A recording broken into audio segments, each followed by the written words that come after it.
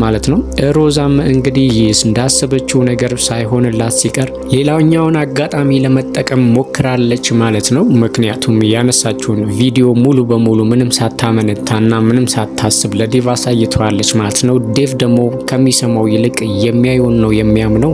ያነሳችውን ፎቶ ማንኛውም ሰው ቢያይና ወይም ደግሞ አንተ እንደምታስበው አይደለም ተብሎ ቢነገረው ለማመን ትንሽ ይከብዳል ማለት ነው። ምክንያቱም ከላይ በኩል እርቃናቸውን ስለሆኑ የሚያየውን ብቻ ነበር የሚያምነው ማለት ነው። በነገሩ በጣም ደንግጧል። ግን ቢሆንም ያው ሮዛን ራሱ እንዲህ በማድረጓና ፎቶውን በማሳየቷ ብቻ በጥፊ መቷታል ማለት ነው። ያ ቪዲዮ ድጋሚ እሷ ጋር ከተገኘ ህይወቷን በሙሉ ሊያጠፋው እንደሚችልና ለአንዴና ለመጨረሻ ጊዜም እንዳስጠነቀቃት እየነገራት ነበረ ማለት ነው። ነገሮች እሷ እንዳሰበችው እየሄደ ባይሆንም ግን ሂዋንንና ዴቭን ያው አጣልታቸዋለች ማለት ነው። ዴቭ ሂዋንን ለማየት በፍጹም አይፈልግም። እንግዲህ ባንቴሮንም እንደዛው ነው። ነገሮች በሙሉ ድብልቅልቅ ወጥተዋል ማለት ነው። ዴቭ ምን ማድረግ እንዳለበት ማወቅ አልቻለም። ምክንያቱም ያየው ቪዲዮ በጣም ይረብሽ ነበረ ማለት ነው።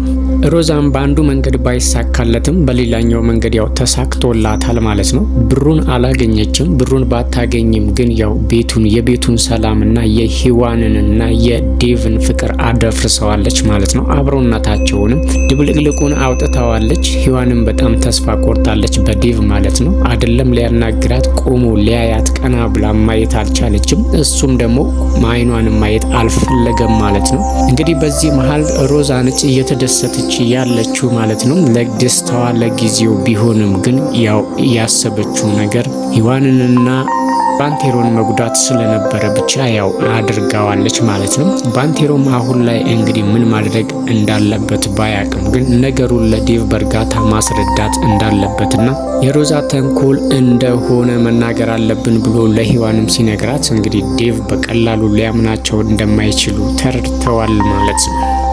ሮዛም እንግዲህ ይሄንን ነገር ክፍተት ተጠቅማ ከዴቭ ጋር ግንኙነቷን ለመመስረትና ማለትም ወደፊት ኑሮዋ ማለት ወደ በፊት ፍቅራቸው ለመመለስ እየሞከረች ነበረ። ዴቭ ግን መቼም ይሄ ነገር እንደማይሆን እየነገራት ነው ማለት ነው። ሂዋንንም እንግዲህ ያልተገባ ቃል ተናግሯታል ማለት ነው። በነገሩ በጣም ተበሳይቶ ስለጠጣ እንግዲህ በጣም ከሱ የማይጠበቅ ቃላቶች አውጥቶ ስለተናገራት በጣም ከፍቷታል። እዛ ቤት መቆየቷ ራሱ አስፈላጊ እንዳልሆነና ከእንግዲህ ሁሉም ነገር እንዳበቃለት እያሰበች ነበረ ማለት ነው። ይሄንን ክፍተት ተጠቅማ ደግሞ ሮዛ ያው ከዴቭ ጋር መሆን ትፈልግ ነበር። እሱ ግን ያው ከማያውቁት መልአክ የሚያውቁት ሰይጣን ይሻላል ብሎ እንግዲህ ተርቶባታል ማለት ነው። እሷም ገብቷታል ምን ለማለት እንደፈለገ። አንቺ ሰይጣን ነሽ ብሏታል ማለት ነው። እሷም በዚህ ንግግሩ በጣም ተከፍታለች። በእርግጥ ብትከፋም ከዚህ በላይ ስም ይገባታል። ሮዛ ማለት በጣም ራስ ወዳድና ከራሷ ውጪ ምንም ነገር ስለሌላ ሰው ግድ የማይሰጣት ነው አይነት ሰው ነች ማለት ነው። ግን አሁን ላይ እንግዲህ የሰራችውና ያጠመደችው ወጥመድ እንግዲህ ያው የዴቭና የሂዋንን ሰላም ቢነሳም የፈለገችውን ብር ግን ማግኘት አልቻለችም ማለት ነው። እንግዲህ ለእናትየዋም የገባችላቸው ቃል ውድቅ ሆኖባቸዋል። እናትየዋም ከሷ የባሱ ቀልቃላና መጥፎ ሰው ስለሆኑ እንግዲህ ገና ምኑም ሳይጨበጥ ደላላ ጠርተው ቤት ለመግዛት አነጋግረው ነበር ማለት ነው። ሮዛ ብሩን እንደምታገኝና እርግጠኛ ስለሆኑ ይሄንን ነገር አድርገውታል ማለት ነው። ግን እንዳልተሳካ ስትነግራቸው በጣም አዝነውባታል ማለት ነው። እሷ እዚህ ቤት ውስጥ በጣም ችግር ውስጥ እንዳለች ከራሷ ጋር እየተሟገተችና እየታገለች ባለችበት ሰዓት ነበር እንደውም የደወሉት ማለት ነው። ስልኩንም አንስቶ የማዋራት ፍላጎት አልነበራትም። እናቷ ስለሆኑ ግን አንስታስ አዋርታቸዋለች ማለት ነው። ስለተፈጠረው ነገር ሁሉም ነገር እንደተበላሸና ብሩም እንዳላገኘች ስትነግራቸው እንግዲህ የእንግዲህ ልጅ ነሽ ብለዋታል ማለት ነው። ይህንን ቃል ደጋግመው ነው የሚጠቀሙት። ባንቺ አንገቴን ደፍቻለሁኝ፣ ባንቺ ተማምኜ እንግዲህ ደላላ አዋርቼ ሁሉንም ነገር ጨርሼ ጥሩ ቤት አግኝቼ ነበር፣ አሁን ቃላባይ አደርገሽኛል ብለው እንግዲህ በልጃቸው አንገታቸውን እንደደፉና እንዳፈሩባት ነግረዋታል ማለት ነው።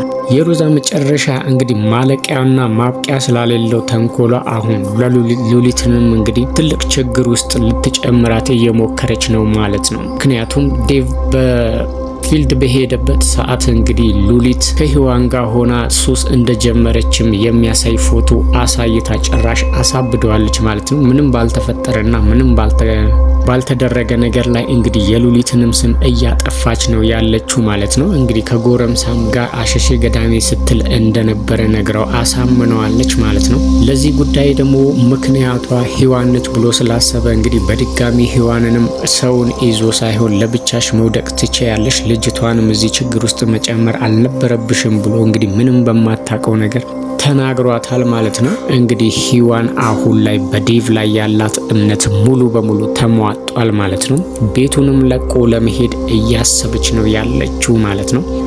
ቆመህ ልታናግረኝ ካልፈለክና እንግዲህ አንተ እኛ በወደቅንበት ወጥመድ አንተም መውደቅ በቀላሉ ስለወደቅ ስለዚህ አንተ ጋር ምንም ነገር አልሰራም ብለዋለች ማለት ነው።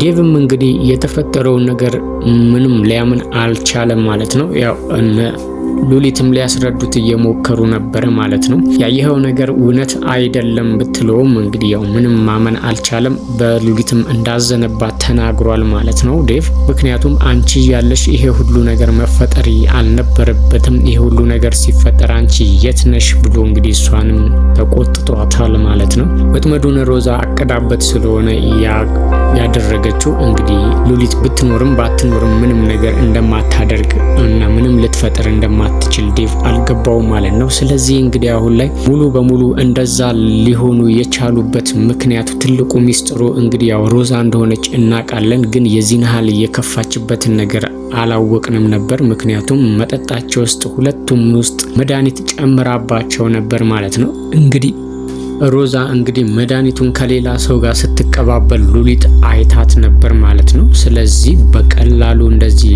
ሊደክሙና እንደዚህ ራሳቸውን ሊስቱ የቻሉት በሮዛ መጠጥ ውስጥ መድኃኒት ስለጨመረችባቸው ብቻ ነው እንጂ የዚህን ያህል ራሳቸውን ሊስቱ አይችሉም ነበር ማለት ነው። ይሄንን ደግሞ ሉሊት አውቃለች። ስለዚህ ነገሮችን ለማስተካከል እየሞከረች ነው ያለችው ማለት ነው።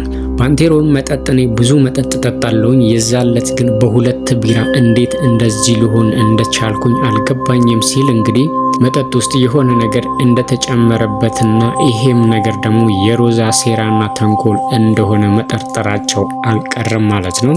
እንግዲህ ሉሊትንም ዴቭ ከተናገራት በኋላ ነገሮችን ለማመቻቸትና ማለትም የሆነ ሰው ከጀርባ የሆነ የሚያውቀው ነገር እንዳለ ስላወቀች እንግዲህ ሰው ጋር ደውላለች ማለት ነው። ነገሮችን ለማስተካከል ሉሊት በራሷ መንገድ ደፋ ቀና እያለች ነው ማለት ነው። እንግዲህ እውነታው ሲጋለጥ ሮዛ ይሄንን ነገር መጠጥ ውስጥ ችግር መድኃኒት ጨምራባቸው እንደሆነ ዴቭ ሲረዳ ምናልባትም ይቅር ሊላቸውና ነገሩ ምንም እንዳልተፈጠረና የሮዛ ተንኮል እንደሆነ ካወቀ ምናልባት ይቅርታ ሊላቸው ይችላል ማለት ነው። ድጋሚም እንግዲህ ያው የሔዋንና የዴቭ ግንኙነት ድጋሚ እንደነበረበት ሊሆን ይችላል ማለት ነው።